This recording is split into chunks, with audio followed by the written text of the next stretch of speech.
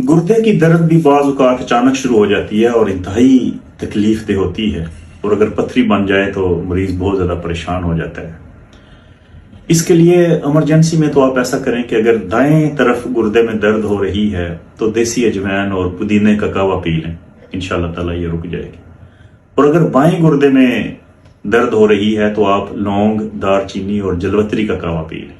ये होता ही है कि गुर्दे में हवा बनती है, री बनती है, ये कावा पीने से वो खत्म हो जाएगी और दर्द भी रुक जाएगी। अगर गुर्दे में पथरी बन गई हो तो अगर आप चाहते हैं कि एक ही दिन में 24 घंटे में ये पथरी खत्म हो जाए तो उसके लिए आप ऐसा करें, देसी लेमन लें और उनका आप पानी निकाल लें, आबे लेमू कम से कम 1.5 लीटर की बोतल वो भर लें नींबू के पानी से।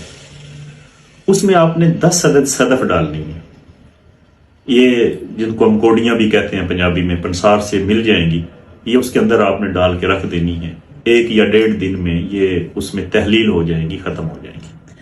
जब ये मुकम्मल तौर पर तहलील हो जाए तो इसमें आपने ऐसा करना है कि 2-2 तोले जोखार, नुशादर और कलमी शोरा मिक्स करके डाल देना है और इस पूरे महलूल को आपने मिक्स कर लेना है।